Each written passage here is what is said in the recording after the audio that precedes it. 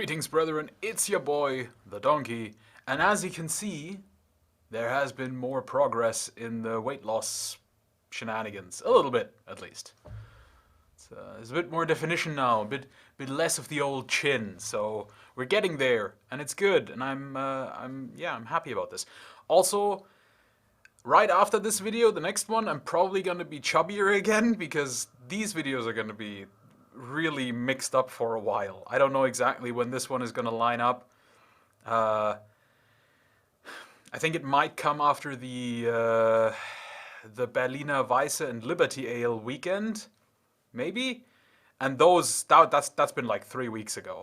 So, yeah, the timeline is completely screwed up. At some point I went really crazy and just did a whole bunch of videos in 1 week. So, it's just gonna be all weird for a while, but that's fine.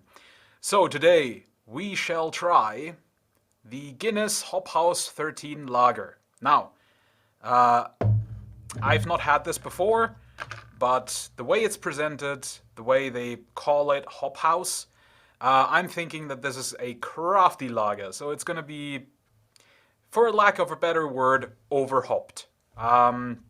It's very much in the same way that, actually you wouldn't have seen me complain about that yet.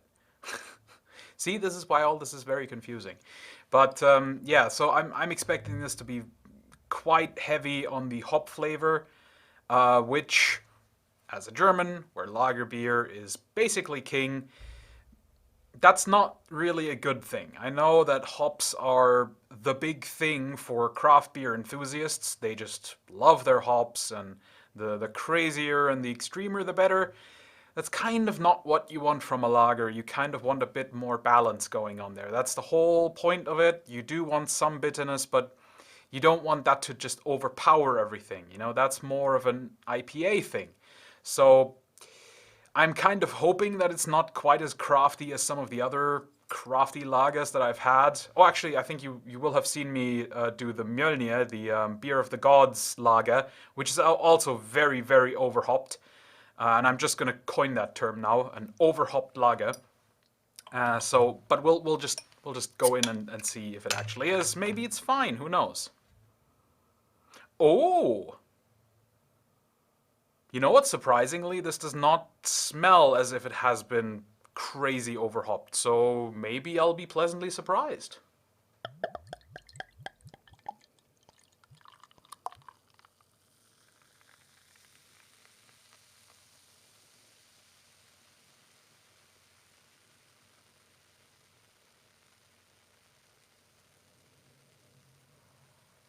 Alright, so it's quite dark. It's very much a sort of a Pilsner color. Again, there's still no backlight. Even though this is like 3 weeks from when I said I'd get it, still hasn't arrived. But, oh well. Yeah, pretty decent crown. Obviously, I still have to be really careful with these little tiny half-pint glasses because they're just not made for lagers. I think I got it all in the glass. So let's have a go.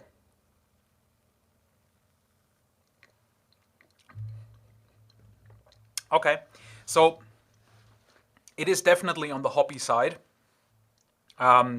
For what I would expect from a German lager, it's definitely a little too much.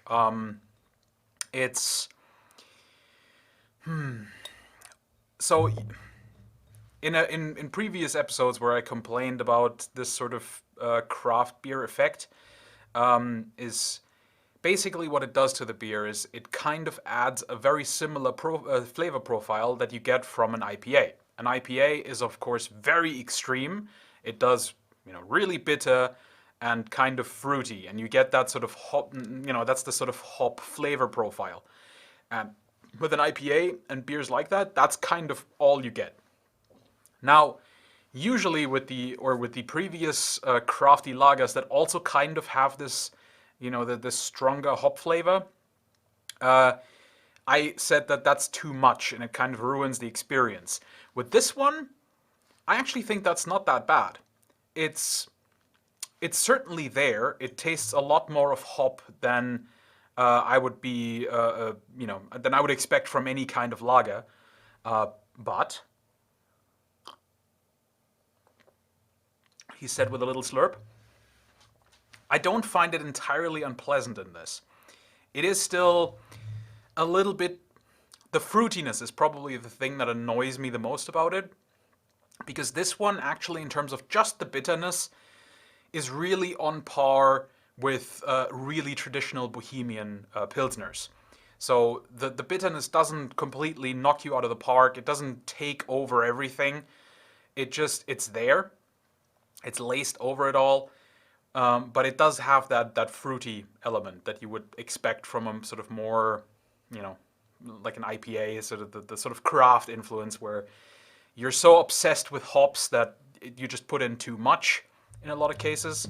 So that's there, but I don't really find it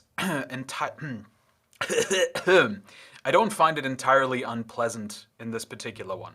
So, you know what? I think I would actually get this again, which is good because I had to buy this in a 6-pack, so I actually have 5 more of them. I'm sure I'll find some friends to share this with, so I don't have to have all 5 of them. But yeah, it's real. It's when it comes on. If I were to say the scale of over-hopped lagers, this is very much on the acceptable end of that scale. I think it is definitely a little over the top. I think it could go with even less, but it's not offensive yet. It doesn't make me not want to drink it. And I still do get some of those very, very hallmark lagery tastes. There's a bit of that savoriness, there's a bit of that maltiness, but nothing is too over the top. But the hoppiness kind of lays on top of it all, which is a bit sad, I suppose.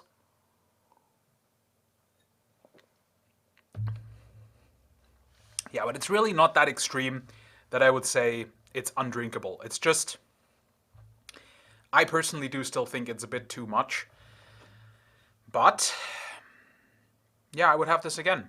It's just something a little different, and I think there is room in the realm of lagers for something like this. I just think that it would be nice if the crafty people kind of reined themselves in a little bit and tried to innovate in the beer space without just going completely over the top all the time. It's not necessary to be,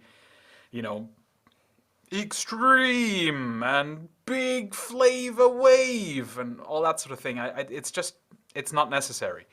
Lagers are what they are, and they are a different kind of beer than your ales and your porters and all the other beers. Yeah, but I do think that there is room, and you know what? I am thankful to Guinness and Hop House 13. Honestly, I'm not sure if this is like just a sub brand or whatever. Doesn't matter. These people who made this, I would actually say good job, because I think you've come closer to actually innovating in the space than just being like, oh, let's slap 1 million pounds of hops into a tiny bowl and call that innovation. It's not. It's just, you're using too much, The other day I was actually fighting with someone on Twitter, because that's what you do on Twitter. You fight with people about this sort of thing with craft beers. And I equated this whole thing, the craft beer movement, to what's happening with food at the moment, where a burger is fantastic, but if, and the meat on the burger is what gives the burger the flavor. That's why you can have a lamb burger or a venison burger or a boar meat burger, and it changes it, and it can make it better, it can make it worse. Elk is also fantastic meat for a burger, and it changes it. There's innovation there, but you can absolutely go over the top. And so when you have 1 to 2 patties of meat, that will define the flavor of what you're eating. But if you stack 10 patties high, that's like a fun gimmick and a fun party trick, but it's not going to make it better, because for one, you can't properly eat it anymore, and two, it just it ruins all the other flavors. And if you can't have all of it in one bite, then it's not really a burger anymore. You're kind of just deconstructing it to even be able to eat it, right? And that's how I also feel about a lot of craft beers, where yes, hops do basically make the flavor of most beers, but you can absolutely go over the top with it.